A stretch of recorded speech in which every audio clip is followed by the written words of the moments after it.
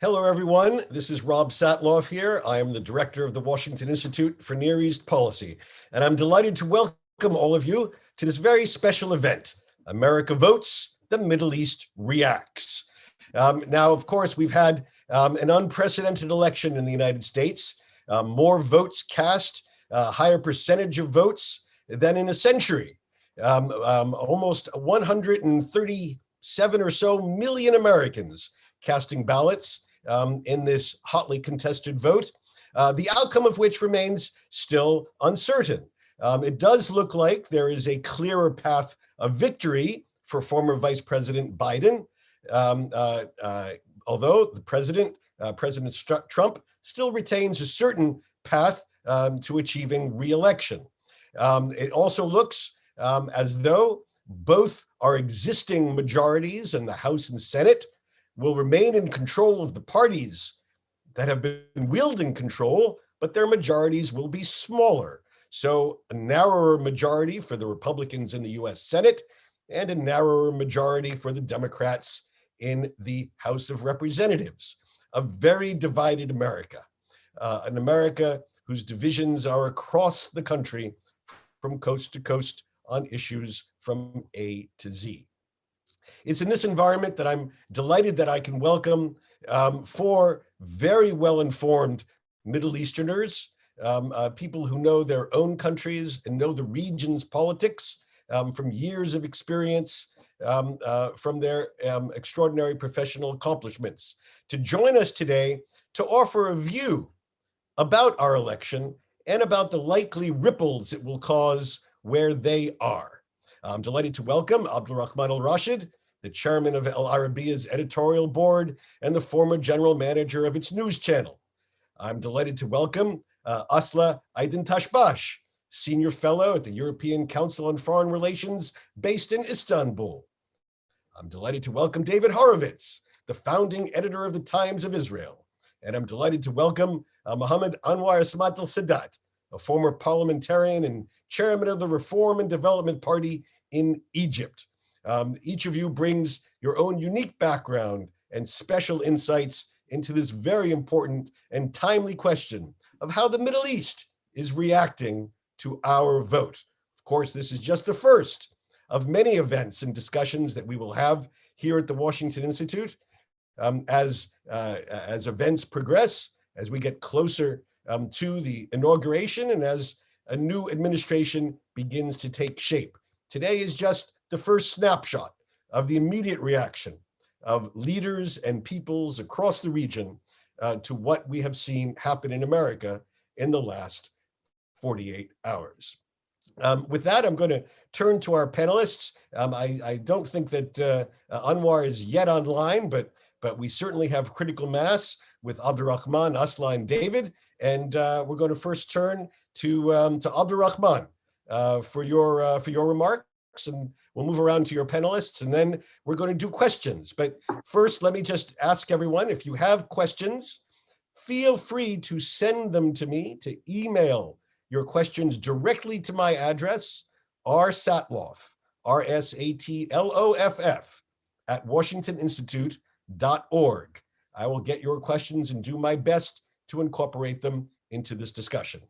Abdulrahman, the floor is yours. You're muted, Abdulrahman. How about now? Can you hear me? Yes, please go ahead. Thank you for having me with you guys. It's a pleasure to be with you.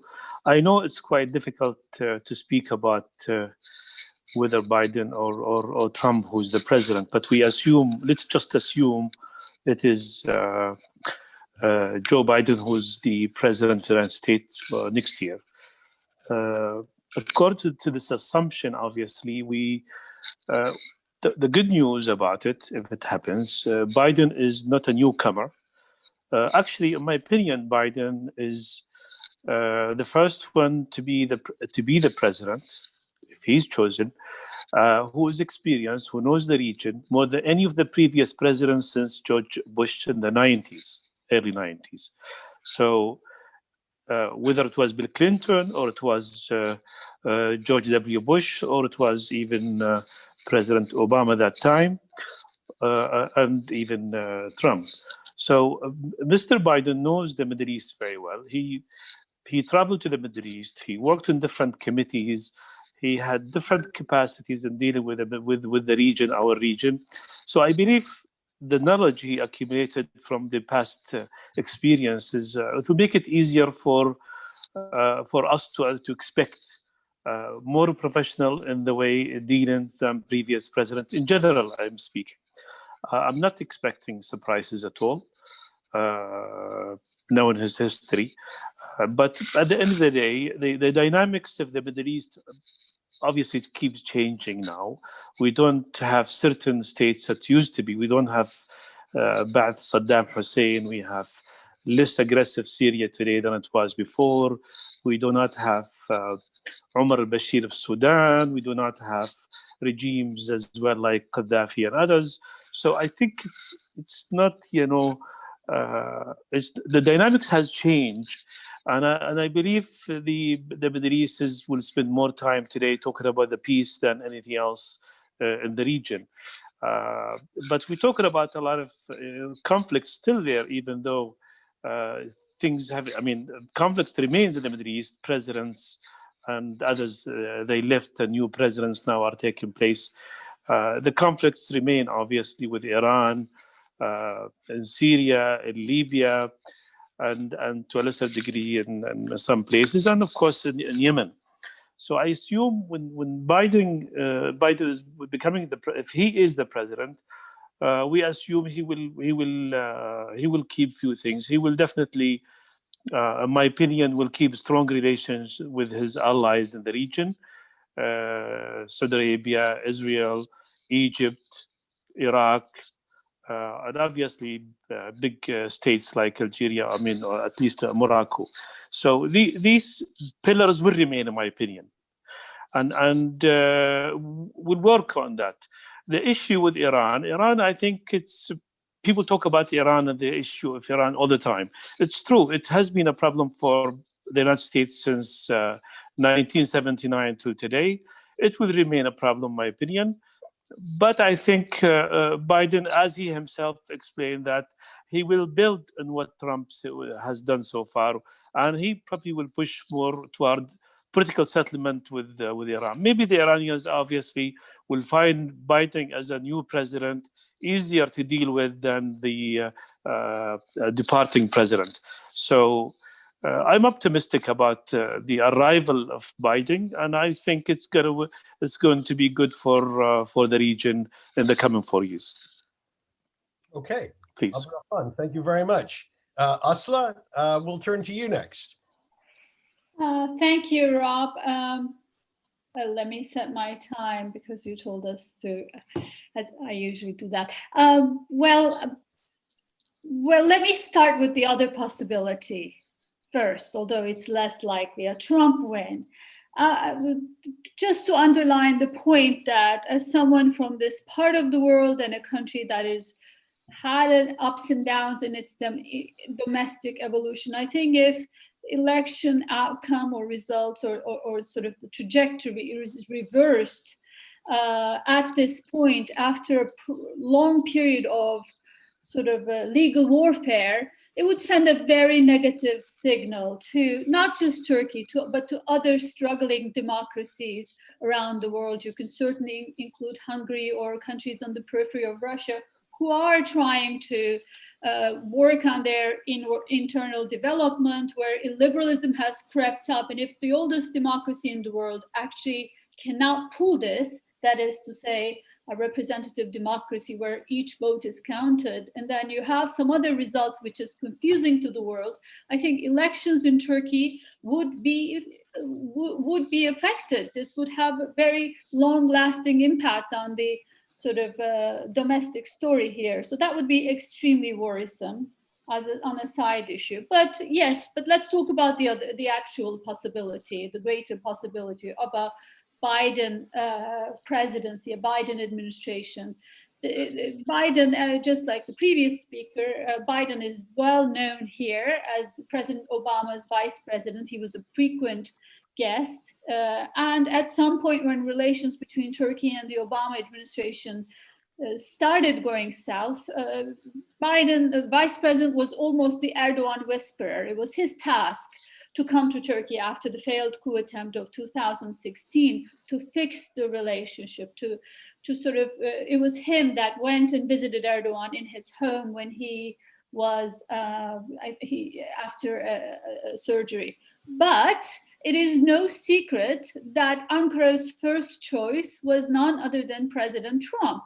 There are several reasons for this, all of which are familiar to you, but Erdogan and Trump struck a good relationship, personal relationship, and in a very personalized, consolidated system here and there, but more so here. That personal relationship was important to, I think, Turkish decision makers. Secondly, there's no doubt that what you have is a revisionist Turkey, a Turkey that wants its place under the sun, a Turkey that wants it to increase its military footprint outside of its borders. And in some way, President Trump has allowed for that. He's indulged Turkey's desire to be an actor by pulling troops out of Syria, by quiet about the developments in East Med, by really not getting too involved in Libya. All of these have allowed Turkey to a resurgent Turkey, I should say, a revisionist power to increase, expand its military presence outside its borders. It's my understanding that this is very important to President Erdogan. He wants to see a return of a powerful Turkey in an age of great power competition. And I think he finds the military footprint outside of its borders as a very symbolic return to a new empirical world. But there will be Biden, whether it's Biden, no matter how good terms he is with Erdogan, he will inherit a whole set of problems which were not addressed during the Trump administration, despite the good relationship between Trump and Erdogan. In fact, because of that, it tended to camouflage the long list of problems between the two countries, and increasing as the two leaders got along, the two countries were increasingly wider and wider apart. No doubt S-400s and Turkey's decision to purchase Russian-made missile defense system is going to be a top item. I think another issue is, again, because Erdogan and Trump have struck such a personal relationship, often bypassing official mechanisms and the multiple layers of state or institutions, what happened is that it was easier.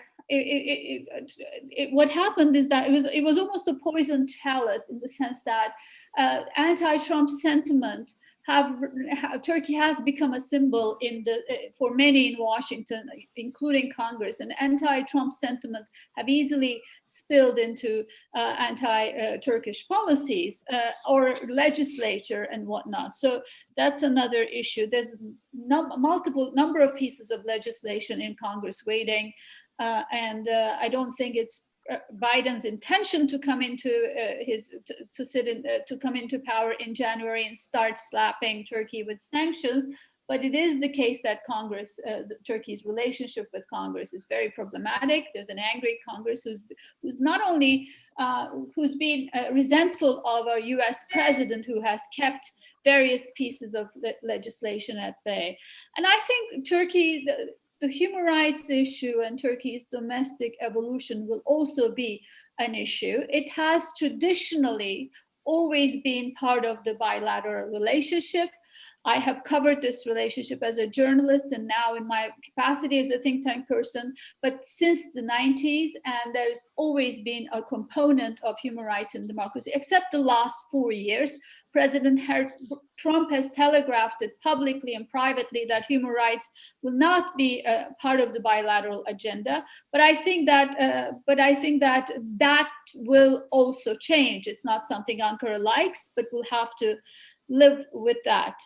And maybe Biden will, finally, a final word.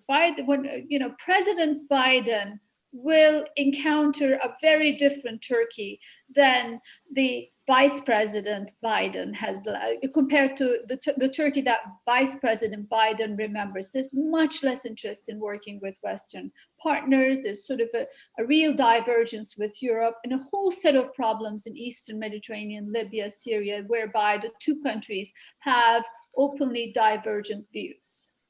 Let me end here on that optimistic note. Okay, thank you very much. Let me again remind our viewers, if you have questions for our panelists, please feel free to email them directly to me at rsatloff, R-S-A-T-L-O-F-F, at washingtoninstitute.org. We'll turn next to David Horowitz. David, the floor is yours. Thanks, Rob, and hi, everybody, and hi to my fellow panelists. So I'll try and keep things relatively short as well, because the questions will probably be more interesting than anything I have to say. First of all, the election's being incredibly closely watched in Israel. Very top of the news or near the top of the news, and a lot of American television being watched here. People are incredibly invested in the result. Israel sees America as its core ally. The relationship with the Netanyahu government and the Trump administration has been, well, certainly extraordinary, which is a vague superlative, and I'll elaborate. The country that I'm speaking from is very divided about our veteran Prime Minister, Benjamin Netanyahu. He's been in power for longer than any Prime Minister in history, and he's currently in the longest consecutive term of any Israeli Prime Minister. He's very divisive domestically. He's on trial for corruption. He is beloved by some and loathed by others. It is much less divided, this Israel, about Netanyahu on the international stage. In other words, the Netanyahu who, broadly speaking, champions the settlement movement, who is extremely rhetorically, shall we say, forceful against Iran, and has vowed to do what is necessary to ensure that Iran cannot achieve a nuclear weapon. And he's had this very, very warm ally in the White House. On the international stage, Netanyahu and the Trump administration, Netanyahu and the president have been very, very close. And the Trump presidency has taken positions that are consensually supported in Israel. Not wall to wall, but very widely supported. Recognizing Jerusalem as the capital without defining the scope of the Israeli sovereign Jerusalem, I should stress, but nonetheless, moving the embassy from Tel Aviv to Jerusalem, even a step last week where for the first time, dual citizens who are born in Jerusalem can have Israel written in their American passports. That's kind of the continuation, the logical continuation of the embassy and the recognition policy, recognizing Israeli sovereignty on the Golan Heights, taking this very forceful stance against Iran, withdrawing from the treaty, and ratcheting up financial pressure on Iran and so on. Came out with a vision that is widely seen in Israel, not wall to wall, as very empathetic to Israeli positions, and most recently, of course, brokering or at the very least announcing, but brokering to a large extent, a series of normalization agreements between Israel and first the United Arab Emirates, then Bahrain, and most recently Sudan. Now, those are, like I say, almost all of them broadly consensual. In fact, all of them broadly consensual and very widely supported. And the finest, evidence that you can find of that is there's a poll taken by the Israel Democracy Institute last week, and it found that 70% of Israeli Jews consider President Trump to be preferable from the standpoint of Israel's interests to the challenger, who is within touching distance of the presidency now, Joe Biden. 70% of Israeli Jews, 63% of Israelis. Now, does that mean that all Israelis would vote for President Trump, or 70% of Israeli Jews would vote for President Trump? I don't think so. I don't think the way the question was asked leaves aside any issues that Israelis may have about Trump, the president, cavalier on COVID, challenging the electoral process, as we've seen in the last day or so. But on the Israel position, this overwhelming majority in Israel broadly see Trump as having been excellent for Israel. And now comes a guy from the same party as the President Barack Obama. Now, President Barack Obama would insist that he was a good friend of Israel, and many Israelis would acknowledge that and would say in terms of intelligence sharing, in terms of military aid, and so on. Nonetheless, two key issues where I'm not sure it's an Israeli consensus, but by widespread concern in Israel about Obama. First of all, the Iran deal. Some in the Israeli security establishment are not uncomplimentary about that deal, but most of the Israeli security establishment and that proportion of the Israeli public that supports Netanyahu internationally, very critical of this deal. It didn't freeze Iran's program. It gave them lots of money. And along came Trump and reversed some of those positions. So Obama is not widely seen as a positive on the Iran front. And he was a president who was obsessive about the settlement issue, right? So his vice president now, within touching distance of taking over at the White House, that's going to be interesting. What I would stress, I think, is that Biden on Israel, and it's very interesting what one of the previous panelists said about the first president for a long time to come in with real experience. He has a track record at the very top of an administration, and he's somewhere in between. I mean, to generalize really crudely, somewhere in between on some of these issues between Trump and Obama. I don't think he's going to be as obsessively critical on the settlement issue. I don't think he'll be as gung-ho engaged, shall we say, on the diplomatic front with Iran. But those are two areas where he'll be watched pretty closely here. I could tell you there was, and I'll try and wrap up with this because there's so many more things to say, but we'll leave them for the questions. He was visiting Israel about a decade ago when Israel announced a new building project in an East Jerusalem neighborhood. It was announced as Joe Biden was visiting Israel. He was really angry about it. This wasn't a building deep in the West Bank, but it was over the Green Line in Jerusalem. And Netanyahu apologized. It had been a mistake. He didn't realize that this was being approved. It was actually quite credible that Netanyahu didn't know that this advance of building was being approved. It was by a lower level committee. Biden accepted Netanyahu's apology, and Obama did not, and essentially had Hillary Clinton, his Secretary of State, berate Netanyahu on the phone for 40 minutes and talk about a blow to the strategic relationship. And I think that's kind of interesting. I think Biden will push for a two-state solution. He'll be more difficult for Netanyahu to work with. He won't be President Trump, but he certainly won't be Barack Obama. And one last thing, he's not a young man. In the Israeli context, we have a prime minister who's 71. We've started to think he's getting on a bit. So from Netanyahu's point of view, this will be quite good. There was already a president who's a little older than him. There might be a president who's even older than him, and that may give him new enthusiasm to try to stay on as prime minister for even longer. Okay, very good. For some reason, Anwar Sadat seems to have difficulty getting online, so we're going to continue our conversation without the benefit of his contribution. Lots of questions coming in over email, lots of questions that I have for all of you. Before we go to the likely implications of a Biden presidency, I want to ask all of you this. We now are entering what we call in America the transition, a 10-week period between election and inauguration. It's an unusual period. Most countries do this rather swiftly. We take a long time because we do everything rather slowly here in America. So I want to ask each of you, from where you sit, is there unfinished business that you think the governments that you're focused on want to do with the Trump administration? Assuming, of course, this is all working on the assumption of a Biden victory. Is there unfinished business that you think that the governments that you're focused on want to do with the Trump administration in these weeks, and that you think the Trump administration may want to do with you? We'll do this in reverse order. We'll start with David, and then we'll work our way around. David? Well, first thing to say, Rob, is although we have very many elections in Israel, we've completely forgotten what transition between different prime minister leaderships look like. I have children who, half their lives have had the same prime minister. That two-term maximum thing, that's a good thing. Don't move away from that. If you want my particular take on it. There's two things that are worth mentioning. First of all, as I said, there have been 3 normalization deals within a matter of weeks. The president, whether he's the outgoing president or the president, has said 5 to 10 other countries may be ready to go down the same road.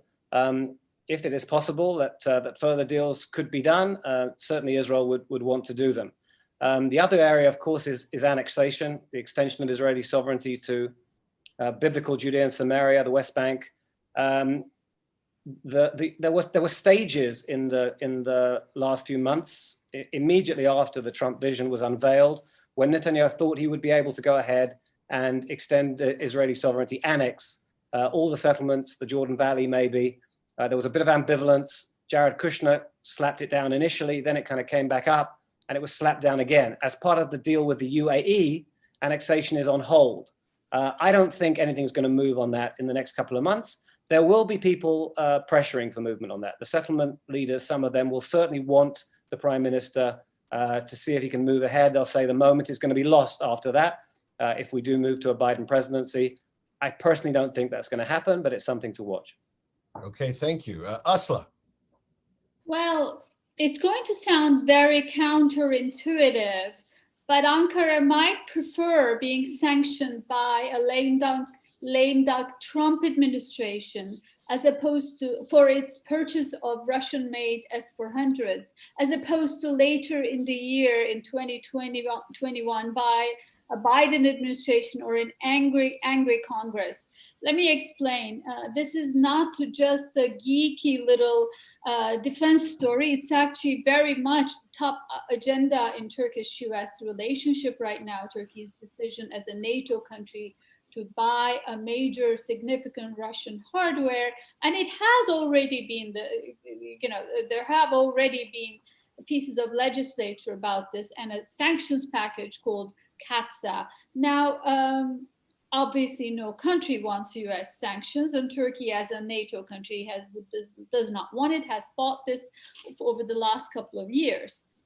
But if it is adamant about using this hardware, S-400 missiles, and if sanctions are inevitable, it might be preferable for Ankara to be sanctioned by an outgoing Trump administration on the assumption that Trump would pick a lighter set of sanctions on Turkey than a Biden administration. So over the next 2 months, over the next month, I should say, until the end of December, this is a probability.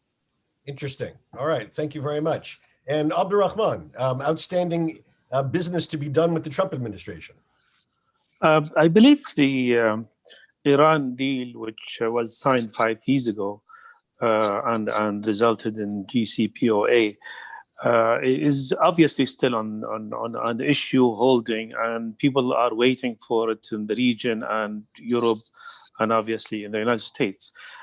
This one, from what we heard before the election, Biden actually did not say he will dismantle what Trump has done so far since the past 4 years. He said he will build on it and he will look for the political solution. So now, if Biden to be the president, we assume if he builds on what was happening in the 4 years, actually it's good for the new president, because Iran right now knows the principle of JCPOA, which is to do a deal with Israel and to do a deal with Iran and to have peace in the region, can be achieved with the same agreement with what Biden himself mentioned. 2 things. One is obviously to stop the nuclear, to make sure that there is no nuclear weapon there. And the second thing is to make sure there is no militarism and adventurism of Iran in the region, which to protect the US allies in the region. So these 2 issues, if Biden works on them, I think that JCPOA at the end of the day will be acceptable to all countries in the region and others. And this will be a corrected method. I think this is what has been left on the table since 2015, and we are, I believe, maybe Biden will be the president who the Iranians and the other Middle Easterns will deal with him. If Iranians, after what they suffered under Trump administration, they will understand right now this is the only chance they have if they want to have peace and if they want to have prosperous time, because the sanctions has been extremely harsh on Iran, and the Iranians now know this is a chance they might not have again if they don't win Biden's side in this case. So I think if we look positively to Biden becoming the president, I think he can build on what Trump has done, not to dismantle what Trump has done. Thank you. I see. Okay. Thank you. I see that Anwar Sadat is trying to get online, so far unsuccessfully. You all, I mean, there's a bit of an irony here. You all come from a region of the world and from countries that that would have most likely have preferred a Trump victory among your political leaderships. Not that a Biden victory means the sky is falling, but that I think it's fair to say that your political leaderships would likely have preferred a Trump victory. Have any of you seen in these first early hours already any shifts, any changes in tone, any early signals that reflect that, as we say in America, there may be a new sheriff in town? Asla, I'll begin with you. Well, we've already had a couple of overtures. I mean, Turkey was very careful not to get involved in this very combative process, but we've had, I think, a senior member of President Erdogan's Foreign Affairs Council, who's also the chairman of SETA, write a piece which effectively offered an incoming Biden administration a reset. His name is Burhanettin Duran, and I think that was the first overture that I have seen. But among the things he mentioned was the fact that, you know, these two men know each other, Vice President Biden and Erdogan, and their policy, it's likely that they will have a similar vision when it comes to the Middle East. And I assume it had to do with possible rollback on relations with the Gulf countries, or perhaps things like the settlement issue that David Horowitz talked about, or rollback perhaps in relations with the Netanyahu administration. That is what I assumed was implied in this overlapping visions in the Middle East. Any other early signs of changing tack because of our election results in the Gulf or in Israel? I'll weigh in, Rob, just briefly. Just before the election, when the Sudan deal was announced, there was this astounding, it was kind of live peacemaking, to be as complimentary as one can be, where reporters were called into the Oval Office, and Netanyahu and the two key Sudan leaders and Trump were all on the phone. And Trump says to Netanyahu, you know, here's done this great deal. Do you think Sleepy Joe could have done this deal? And Netanyahu, who's, you know, incredibly articulate and poised, you know, you could hear the poise, you could hear the pause, you could hear the gears. And he said, well, of course, we welcome the help from anyone in America to make peace. And that's the kind of thing that you've been doing, Mr. President. In other words, you could hear Netanyahu not wanting to say something that would drop him in it if Trump was not reelected. Since America went to the polls, reportedly, Netanyahu has banned his ministers from saying anything. One of them, nonetheless, yesterday, I think, was on the radio saying that if Biden does go back into the Iran deal, this could spark an Israel-Iran war because Israel would need to stop Iran getting nuclear weapons. I have to say it's a pretty talkative member of the government who says a lot of things that he later has to apologize for. But that's what we've had so far, a vow of silence, an imposed ban by a prime minister who doesn't want to exacerbate the likelihood that some critics will say he made Israel too much of a partisan cause over the last few years. Thank you. Abdul Rahman? I think Saudi Arabia probably the best ally if every single president came to the White House, in brief.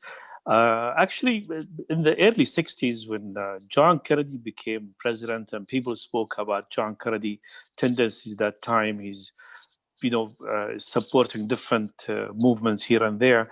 And they doubted that he would have good relations with the Saudis. Actually, John Kennedy proved that time, or Saudis proved to be a very good ally of the United States during his era. This is the same thing. Things continued from President Roosevelt to today. Every single president came to the White House, became a good friend of Saudi Arabia, no exception. So I really believe Biden has known Saudis for a long time, almost 40 years. And I think he will be will have a good relationship with Saudi Arabia in the coming 4 years if he's chosen to be the president or announced to be the president.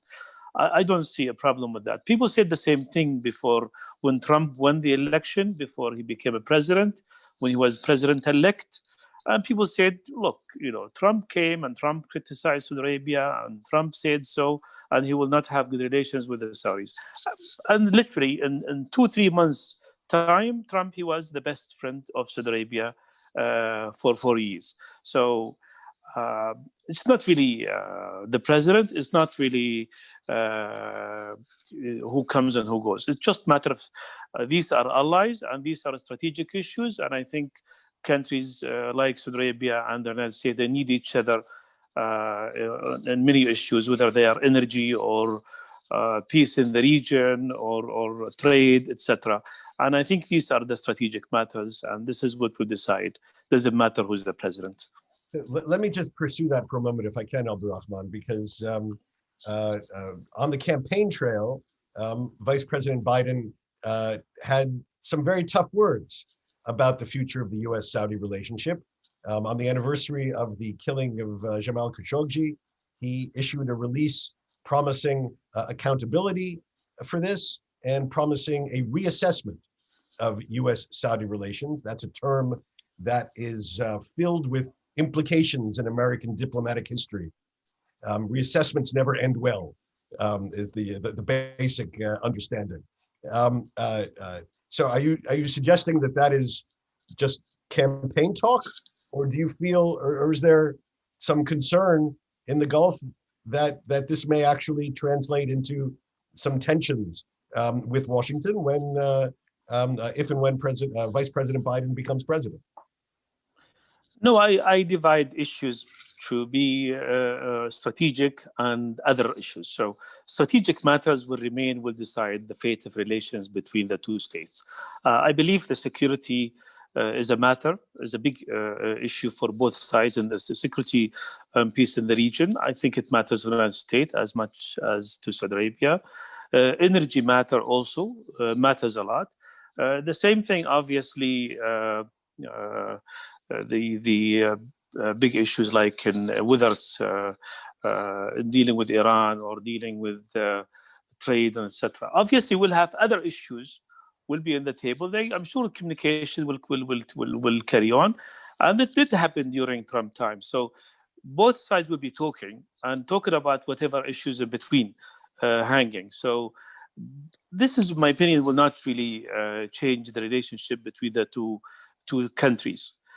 Biden he mentioned even how to approach all the differences, and if which you mentioned already right now, and he talked about that he will speak to Saudi, and I think Saudi will eventually will have good communications with Biden and his team, as they have done with Clinton that time, and later with even during Barack Obama at the beginning. The first 6 years, in my opinion, were a good time with Barack Obama. And so I really think Biden, with his experience, his knowledge, he will be able to work out things between Saudis and the United States. I'm not worried that much, to be honest. All right, thank you. Asla, I have received a question along the following lines. Do you expect President Erdogan to try to amend any of his policies preemptively, to change an approach in Libya, in the Eastern Mediterranean, elsewhere in the region as a way to sort of soften and start on a good basis with a new Biden administration? Preemptively, no. But if one thing happened preemptively, it was in the opposite direction, which was, I think, expectation of a possible Biden presidency, in my view, was one of the factors that led to Turkish decision to enter into the Azeri-Armenian dispute in the Caucasus, with the assumption that a Trump administration would not be hugely interested. A Biden administration would prevent flare up in the conflict. So if there's any time for Azeris to conquer more territory, it would be now. So to the extent that there was any preemptive move, it was in the opposite direction. But to go back to the original question, whether or not Erdogan's policies would ultimately change, I think depends on what happens with Katsa, what the tenor in the relationship is. Not preemptively, but in time, change is always a possibility just because Erdogan is a hugely pragmatic person. I think it depends on whether or not there's a possibility of a reset. If there are harsh congressional measures or human rights criticism of Turkey, that would impact. It's not, that would impact the relationship, and in a dialectical way, in such a way that it would change the domestic debate here too. So it's difficult to assume that what US does will not matter at all in Turkey's policies, or in Europe's posturing, or in European policies towards Turkey. Okay. And David, I have two questions that just came in for you. One, there is what impact would a Biden victory have on the durability of your coalition government and the likelihood of new elections sometime in the near future? Point one. And point two, how would you expect a Netanyahu-led government respond to a renewed emphasis by a Biden administration on re-engaging with the Palestinians? Oh, yeah, those are very good questions. And it's very dangerous to try and predict anything, and least of all when it comes to Israeli coalition governments and elections. Just look how well everyone did with the American elections, right? I don't know. Netanyahu might have been strengthened by a Trump victory, might have thought that this would vindicate some of his stances, would make him more bullish about elections. But he's not, we're talking about in the near future, right? Beyond the near future, I can't tell you anything about Israeli politics. He has issues with his coalition partner, blue and white, Benny Gantz. There's a huge argument about the budget. We could be pushed to elections at any moment. I tend to think that Netanyahu is not interested in elections at the moment, and that a Biden victory would cement that mindset. I think it would make him wanting to go elections less likely. On the Palestinian front, Netanyahu he managed with Obama, and I think it might even. I mean, this is very speculative. The main challenge to Netanyahu at the moment, he came very close to losing power to Gantz, which was basically an alliance of politicians from center, left, and even right, whose shared goal was getting rid of Netanyahu. That alliance collapsed. Gantz split off his section of it and joined the government. And that has really destroyed, for the time being at least, credible Israeli opposition to the left of Netanyahu. The opposition to Netanyahu is to the right. The party polling second to Netanyahu's Likud in the polls is Yamina, led by Naftali Bennett, who wants to unilaterally annex 60% of the West Bank. It might even be convenient for Netanyahu to be facing off against Biden, who will be pushing him on the Palestinian front, and who would be at such stark odds with Bennett that that his ascent to the presidency might discredit or reduce the credibility of Bennett's push for the prime ministership.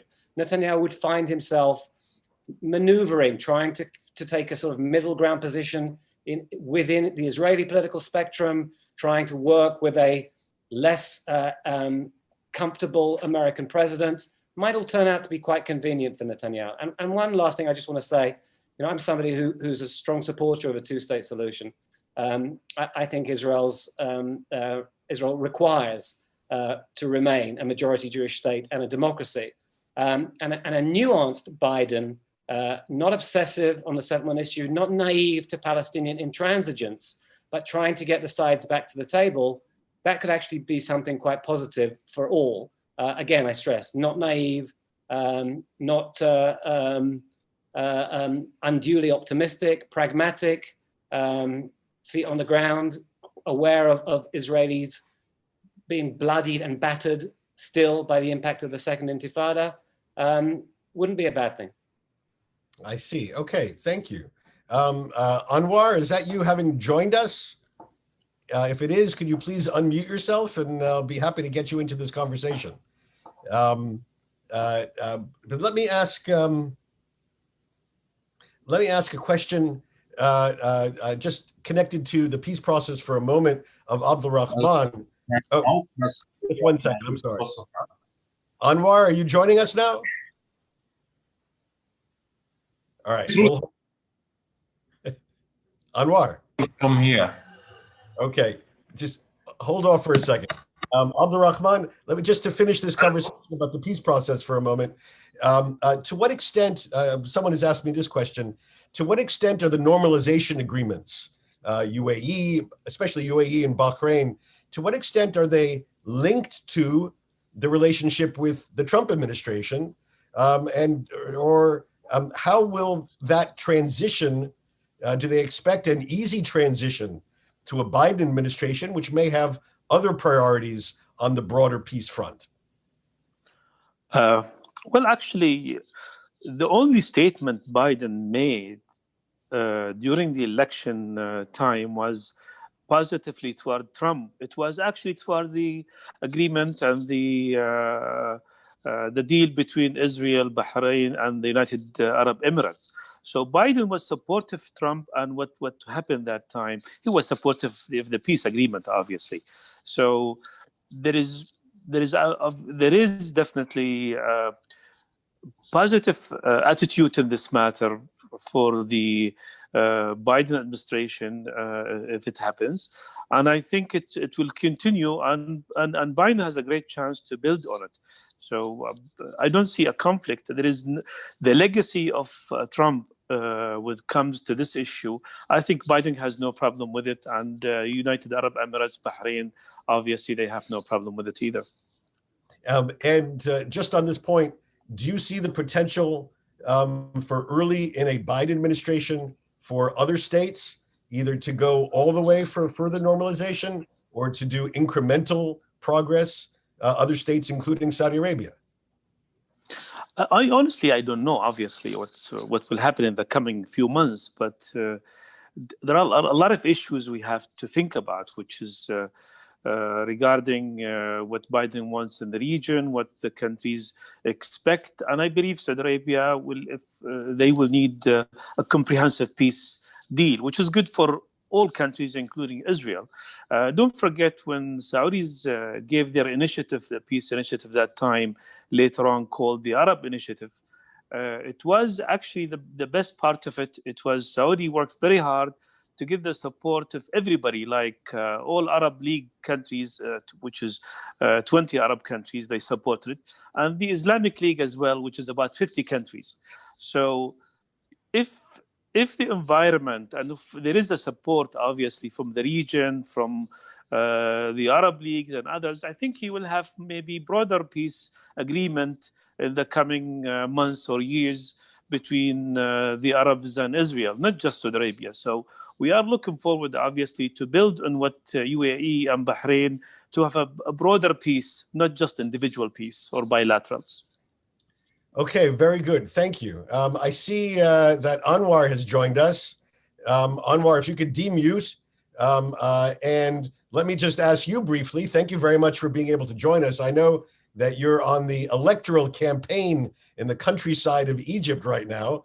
So if you could give us briefly your view and the view more generally in Egypt about what seems to be the likely outcome, though there's still some uncertainty, the likely outcome of a narrow Biden victory to become our next president. Anwar Sadat. Well, thank you, Rob, and hello to everyone. I'm sorry for being late. Bad connection because I'm outside Cairo campaigning, as you mentioned. Well, simply, the thing is, as you know, publicly, most of the people, they do have big hope on Biden. With Trump, maybe the regime is very much in favor, and those who are somehow pro the regime. We will see what will be the outcome, but I think what we need now, if you see, most of Egyptians, they have been following very closely the American elections. It's like that we are voting for whoever, but I think what we need is, no matter about who comes, we need a maestro to conduct the world symphony again. This is what we all have been missing during the last couple of years. So some people believe that, well, Biden is somehow connected with those who, with the political Islam, with the Obama era, and that this is not helping Egypt.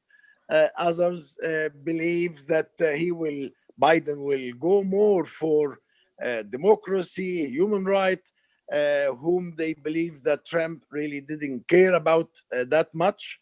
So it's very confusing. But I think what we would like to see, first, we would like to see that the American values is restored. The American values when it comes to justice, to equality, the people's rights, we would like to see this is really happening in the American, because we believe that America is divided, polarized, and people are somehow confused.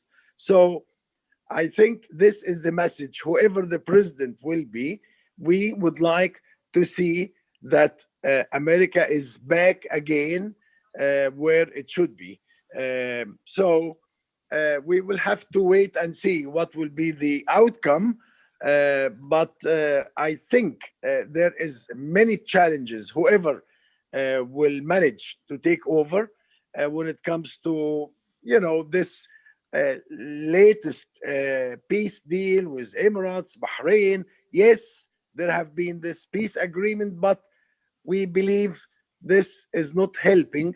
It might end up again as we did in Egypt 40 years ago, cold peace. Still, this does not solve the main problem. We need to find means to have a comprehensive settlements, to avoid any kind of what we have been practicing during the last couple of years. So I think there is very high expectation from the new president of United States, especially Biden, whether he will manage.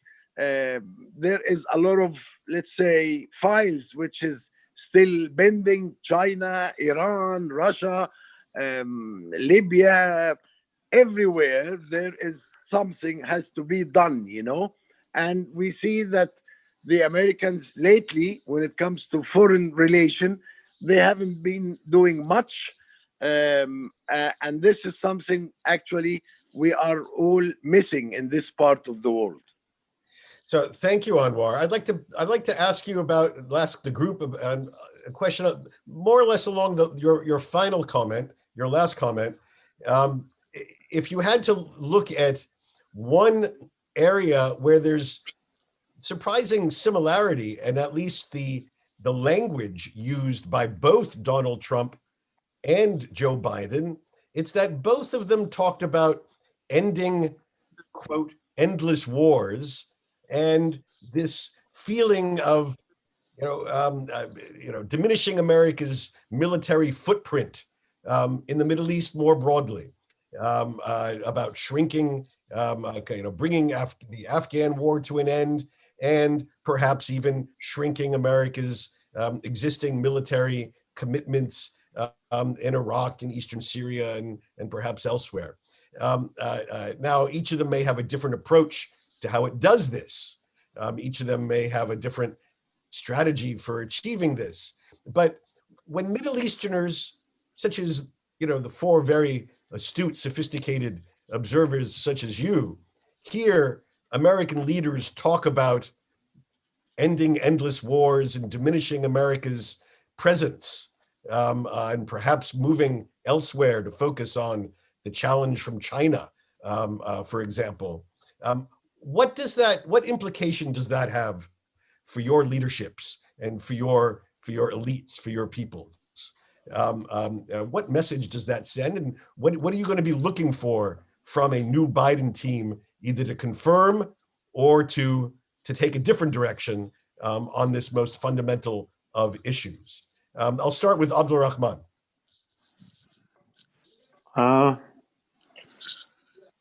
Well, I think always will have issues in the region for the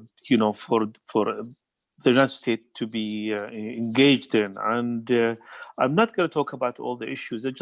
I would rather like to see the style of management. Let's call it. It's not really the issues themselves. At the end of the day, what it matters to the United States and the region is its own interest to be served. So, and these interests are usually, shared with many countries in the region: Saudi Arabia, Egypt, Israel, and others. And some countries obviously are at conflict with the United States, and Iran is on top of them. The issue here, if you have the coming 4 years, if you're trying to do the same thing again, expect different results, it will never happen, in my opinion. And the style of management, let's assume the conflict with Iran, because this has been the biggest issue in the regions from 1979 till now, and it's the source of the troubles in Lebanon, Syria, Iraq today, which is Iraq is important, Yemen, radicalism in general. If Biden administration needs to change things, obviously they have to try to different issue. What Trump has done in the past 4 years, he adopted the policy of maximum pressure, and I believe the maximum pressure on Iran will result favorably for Biden time. So whether if we are talking about now Lebanon, Iraq, Syria, these three countries, it does matter a lot if Biden would reduce the conflict in the region and reduce the possibility, the potential engagement military in the future, or serving the American interest through military means. I think he needs to build more on the maximum pressure by putting Iran from the beginning, making the expectation exactly accurate to the beginning. Say, look, the maximum pressure will not be relieved unless we have real concessions from Iran. This will make life easier for the president and his team in the coming 4 years, not just with Iran itself, but Syria, Iraq, and Lebanon, because the Iranians made a clear statement that we know how to handle the Americans. It's by force. Americans will not listen to other than force. And unfortunately, when Obama did his deal, the Iranians actually treated him badly at the end of his presidency, if you remember. So for Biden to make sure that the message is clear, he's not a different president. He just has the same interest of previous president with Trump. Maybe has a different style. So I really believe that countries in the region will definitely keep looking at the new president and trying to understand how he will manage things. And perception matters a lot in the region more than necessarily reality sometimes. Thanks. Okay. Asla, implications of a potential diminished American presence. Well, I think this would be music to people's ears in Ankara. If a Biden administration was to announce they're pulling troops out of Syria and even Iraq, I think clearly Turkey wants to be a regional hegemon and would see that as an opportunity for further vacuum to fill. So that's clearly what the view in Ankara would be. I will tell, but I will also tell you why I think it's short-sighted, because U.S. retrenchment from the Middle East is also creating an increasingly unstable and lawless Middle East. That's what the experience of the past 4 years has been. And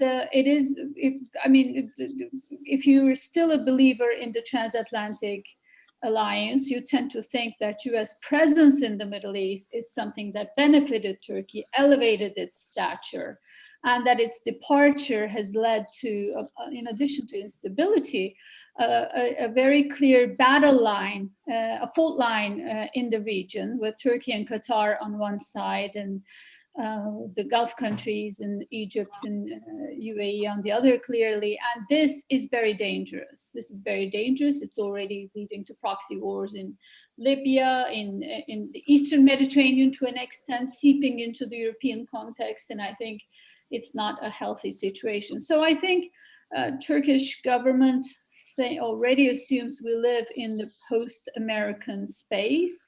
Great power competition has already started. Post-US primacy period has already started. So they might welcome such an announcement, but I think it would be short-sighted for the very reasons I cited here. Okay. Thank you, Aslı. David? Yeah, I would broadly agree with almost everything that the two previous speakers had to say. In Israel, we would like to put an end to wars. We like to avoid them, and we worry that an America less engaged in this region would have the opposite result. That when America is not involved here and not engaged here, two things happen. First of all, more dangerous forces fill the vacuum. That's very bad news for Israel, and I think Israel believes, and America has generally believed, pretty worrying for America as well. In the eyes of the Iranian regime, for example, we're just the little Satan. America is the big Satan, and this is a ideologically and territorially rapacious regime. So the one thing really that Trump talked about doing that sounded alarm bells in Jerusalem was talking about pulling troops out of Syria and that kind of mindset. Again, the perception in Israel, bad for the forces of democracy in this region, bad for freedom in this region, and ultimately bad for Israel and for the United States as well, because there is no vacuum. And if America is not engaged, then other forces, more dangerous and more threatening, fill those vacuums. Okay, very good. Thank you. And Anwar, on this issue? Well, I think the American engagement present, not only in our part of the world, but globally, is very important, especially in a time of pandemics, time of the climate change, and also even the relation with Europe, the transatlantic relation. We have seen the tension, we have seen the frustrations.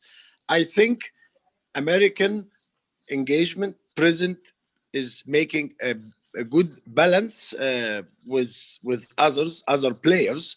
So we would like to see that America is back again in our part of the world. This is a time where we need a kind of cooperation to confront and to overcome all this crisis we have, whether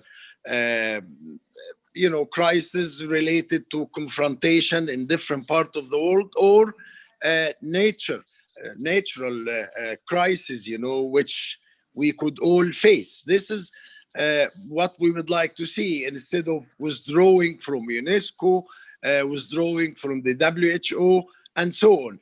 This is something which we all feel sorry that it's happening. This is something I think the new American administration has to review, because this is good for humanity in general, All right. So we're coming close to the end of our time. I have this question I want to ask all of you.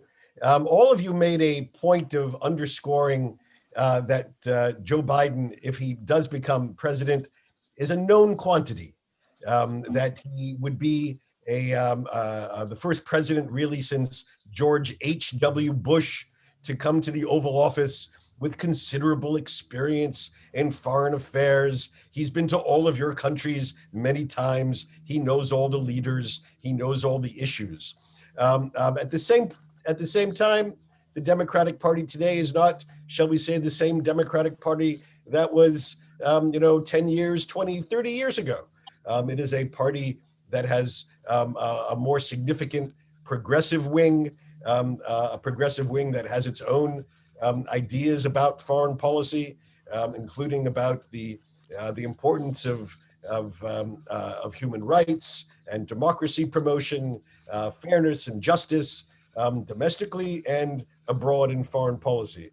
So when your governments and when your political elites look at the what appears to be the change of administration, to what extent do you see just Joe Biden, the man that you know, and to what extent do you see this broader shift and this emerging coming to power of a party that has evolved and that views some of these other issues, human rights, democracy, et cetera, as a more essential element, a more fundamental element? And how do you think that this will impact in how your governments approach our new administration? Here, I'll start with you, David. Yeah, I'm not sure I have immense wisdom, other than to say that for all that there are changes afoot in the Democratic Party, and it would certainly be a very different discussion that I'd be part of if Bernie Sanders had been the candidate, for example. Immensely less empathetic and realistic where Israel's concerned, in my opinion, irresponsibly so.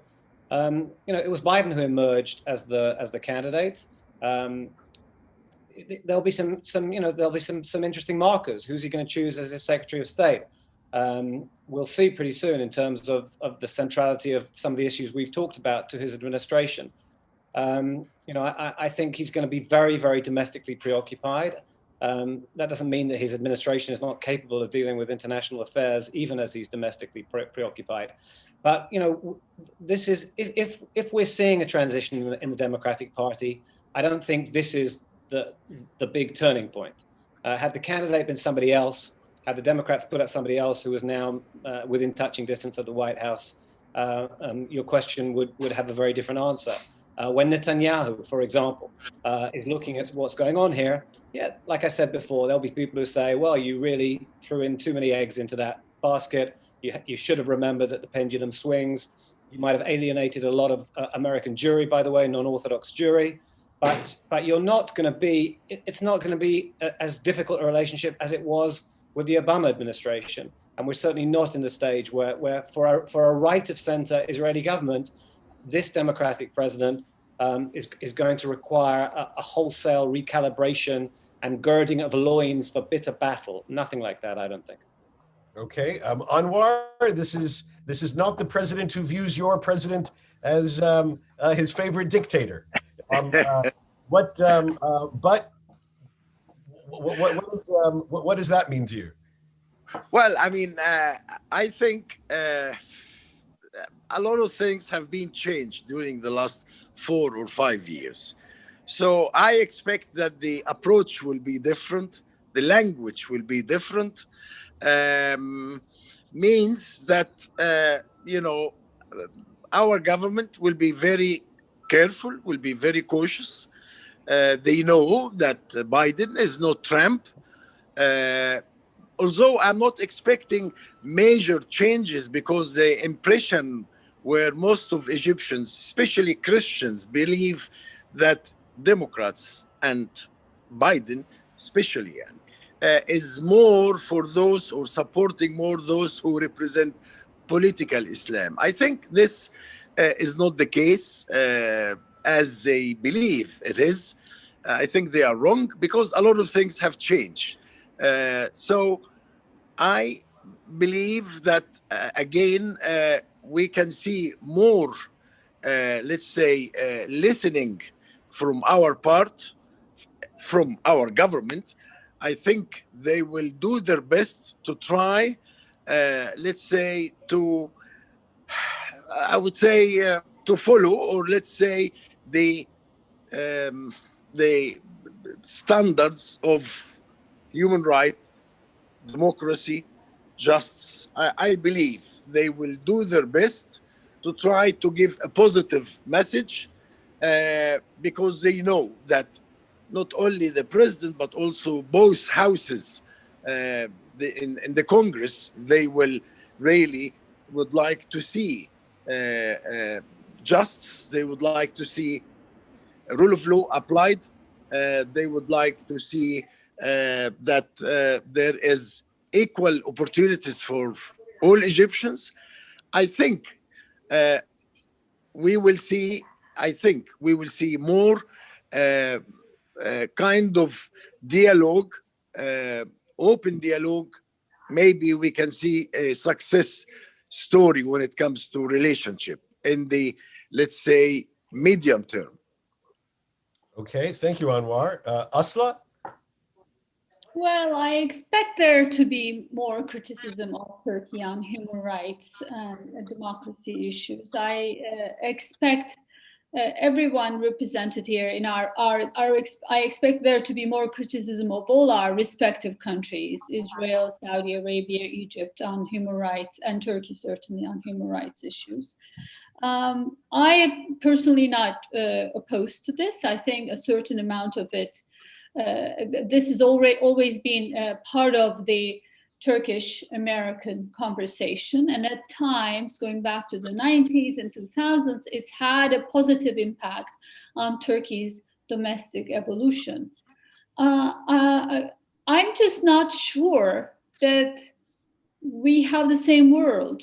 I'm just not sure it's the same world. I'm just not sure that the move in Ankara, the sentiment is in Ankara since the failed coup has moved so far anti-American, and the sense of belief in Turkey's own destiny, self-sufficiency as an independent actor, I call this Zonderweg, Turkish Zonderweg, has just become such an official doctrine that I am not sure that it would have the same kind of impact that it did a decade ago, 2 decades ago.